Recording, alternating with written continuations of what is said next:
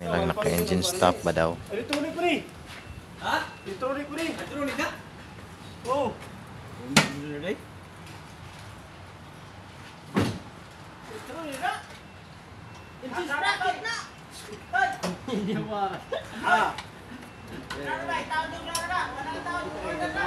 Ah. Ground. Huwagin na tao din grano eh. Ano yung ground nila eh? Kas tubangan. Mamra. Tubangan. Oo. Yeah. Mahigit. Battery kibuka kau. Ada yun? Hindi na ito reset. Ini battery. Engine sprocket. So muna. So part 6 na guys. So exciting kayo guys. Taas kayo ta. Putol ko rin. Aptol! Ito. Putol no. Oh! Sa paganda na. Ano na? Lagi. Iko na. Simpay. Oo. Upat ko na kakuan. Okay. Muna basta electronic. So medyo lisod-lisod ni guys kay electronic daw ni nga type of truck. So na salpak nila. So wirings na sad guys. So nay isa ka wire ha. Wire duha ka wire nga wala masumpay nga kailangan isumpay ni siya para siya mo andar. So Why kuan dito? Dito lang tip.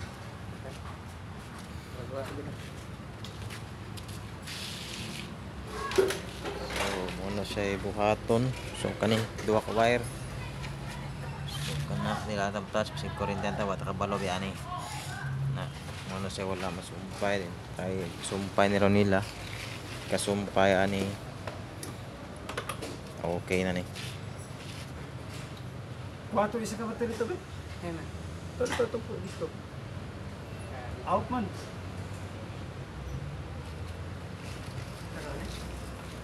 Sumpay ni kuya.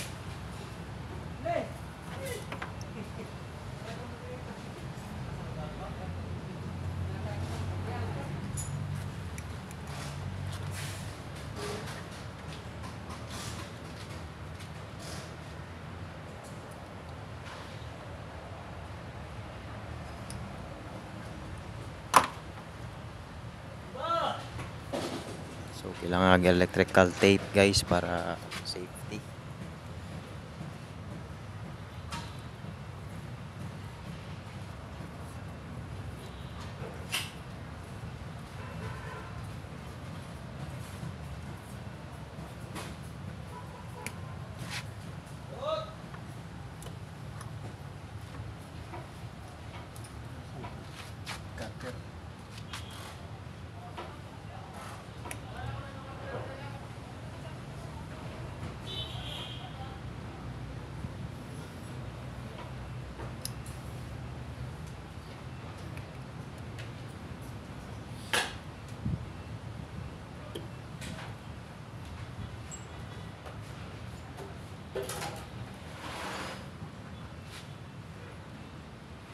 Ano ba ilaing putol ani?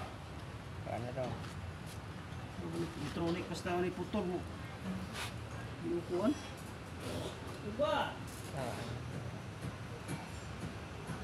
Kaya? Break. Diba? Oh. Good.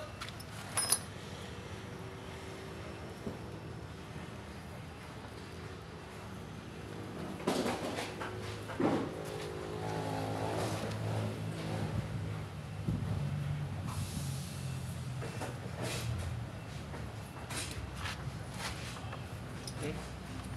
What to battery? Kaya ko lang ito sa pwede. What to battery? Out lagi battery.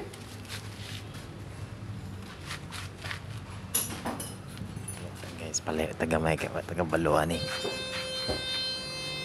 Diba? Grabe guys. Tungod ra gyud to ani guys. Kani ra gyud. Diri ra gyud napita katurang wire nga gisumpay. Ni andar na siya. Inana ang mystery sa kuan. So, grabe. Oh na.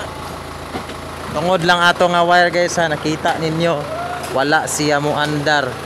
So by the time if mekaniko mo gamay lang nga glitch, gamay lang nga technical issue na naputol na wire. Kaya as of the moment na natay mga types of vehicles nga mga automatic or electrical vehicle just like this, pag maputol na isa ka wire guys, na wire nga kulang, di gina mo function tanan-tanan. So that's the mystery of the machine guys. Kani nga truck. So na-resolve karon, good to go na siya. Sunod ani nga buhaton is i-convert na lang ni siya guys. Ito makita nga naa siya sa right. Sa right. So i-left handle na po na siya. Handed na sa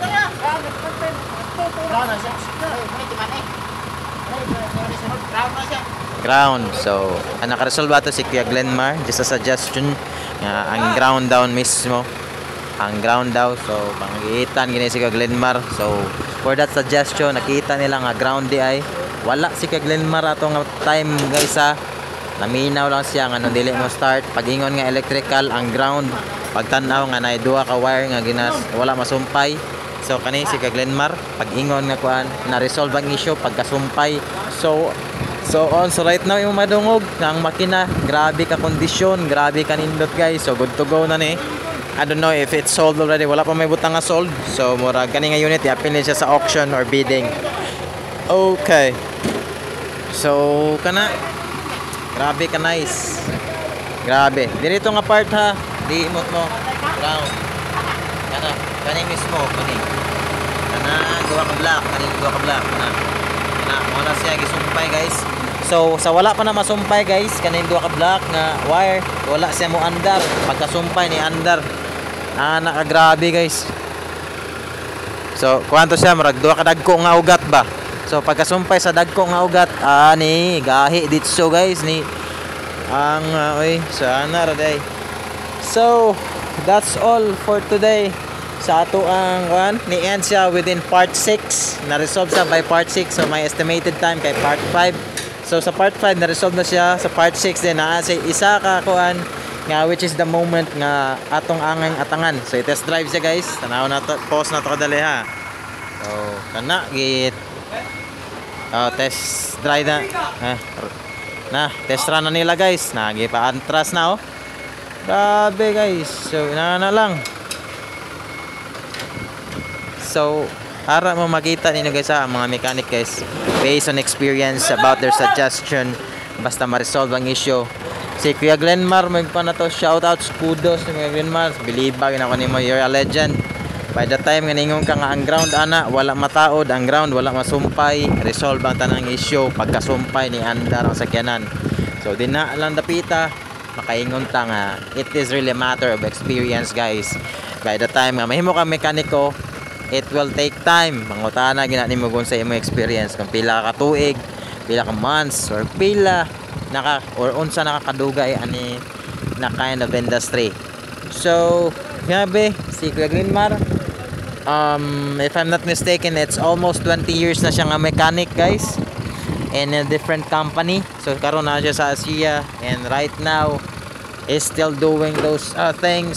Suggestion lang to niya guys, pag ingon nga wala mataod ang ground, wala masumpay, pagkasumpay ni andar. So that's the thing, ni andar siya tungod lang atong nga suggestion. Main suggestion, ground lang, wala masumpay, duha ka wires nga wala masumpay. Pagkahuman og sumpay sa duha ka wires guys, tanawa inyo makita karon. That's the mystery, that's the magic of the machineries of Ashia Japan Surplus. Inana ka high-tech dire guys, inana ka high-tech. So dito makita na to, there will be some miracles nga ito makita nga we're not really aware or we're not really familiar about those things that happens already. So that's why I'm really eager na makaanhi dire kay kana na mga moment ang angay na tumatangan. So kato gihatod na siya. So that's for conversion area na already i-convert to siya butan to sa right-handed. So unta until now naabot mo diri nga vlog ani nga part sa part 6 and shoutout sa inyo tanan-tanan. So Kuya Glenmar ay nakaresolba pag ingon nga ang ground daw, pag ingon wala masumpay ang ground. So mo ni si Kuya Glenmar guys, Ingon niya nga ang ground ray kulang ato pag sumpay sa ground andar ang sakyanan. Grabe guys. So sila tanan nato mga 5 siguro to sa kabuk ni Dool. Wala si Kuya Glenmar to aslayo. Pero pag ingon nga isumpay tong sa ground, ni andar siya guys. Sinana kabeng giita ni kong kuya guys. So gikan ni sa Kalamba guys, basta taga gihulngan guys, lahi ra gyud. Mangtas kini taga Kalamba. So kana. So that's all good. So yes.